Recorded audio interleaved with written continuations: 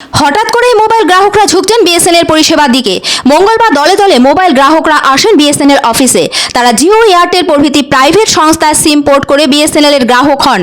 আসলে হঠাৎ করে জিও এবং এয়ারটেল কোম্পানি তাদের রিচার্জের রেট 25 থেকে 30% বৃদ্ধি করেছে, আর এতেই বিপাকে পড়েছেন বহু মানুষ।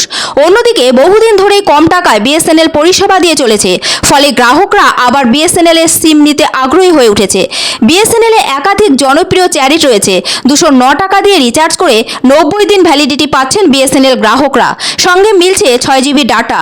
197 টাকা দিয়ে রিচার্জ করলে মিলছে 70 দিনের ভ্যালিডিটি। সঙ্গে প্রতিদিন 2 জিবি ডাটা পাওয়া যাচ্ছে প্রথম 15 দিনের জন্য। এছাড়াও 199 টাকা দিয়ে রিচার্জ করলে 30 দিন 2 জিবি করে ডাটা পাচ্ছেন গ্রাহকরা। সঙ্গে পাওয়া যাচ্ছে আনলিমিটেড কলের সুবিধা। এছাড়াও 1198 টাকা দিয়ে মিলছে সারা বছরের ভ্যালিডিটি। এত সস্তায় মোবাইল ফোন ব্যবহারের সুবিধা দিচ্ছে না আর কোনো সংস্থা। তার উপর আবার বিএসএনএল এ 5G পরিষেবাও শুরু হয়েছে।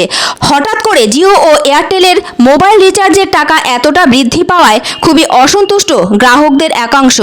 আগে যেখানে 239 টাকা জিও রিচার্জ করলে 28 দিন ভ্যালিডিটি পাওয়া যেত, এখন সেটাই বেড়ে হচ্ছে 299 টাকা। অন্যদিকে এয়ারটেল 299 টাকা প্যাকেজে 28 দিন ভ্যালিডিটি ও 1.5 জিবি করে ডাটা পাওয়া যেত, এখন সেই প্যাকেজের জন্য খরচ করতে হচ্ছে 349 টাকা।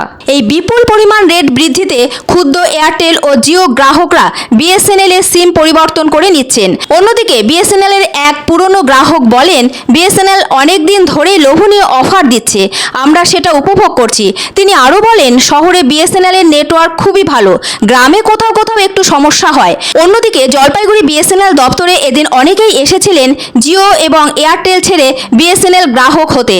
তারা আশাবাদী বিএসএনএল কর্তৃপক্ষ হঠাৎ রেট বৃদ্ধি করবে না, সঙ্গে তারা ভালো পরিষেবাও পাবেন। অ্যাকচুয়ালি জিও মানুষ ব্যবহার করতো। জিও প্রথম মানুষকে প্রলোভন দেখিয়েছে যে তোমরা ডাটা ইউজ করো, মোবাইলটা ইউজ করো 4G 5G করে।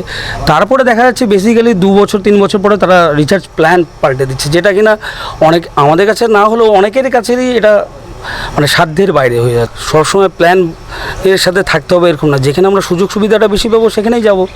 একদমই ঠিক কথা, কারণ যে সুযোগ দেবে তার কাছেই যাওয়াটা ঠিক। কি বলবেন দাদা? হ্যাঁ, একদম ঠিক তাই। আমিও আপনার ওই বিএসএনএল প্ল্যান শুনতে এসেছি। আমিও 2টা সিম ইউজ করি।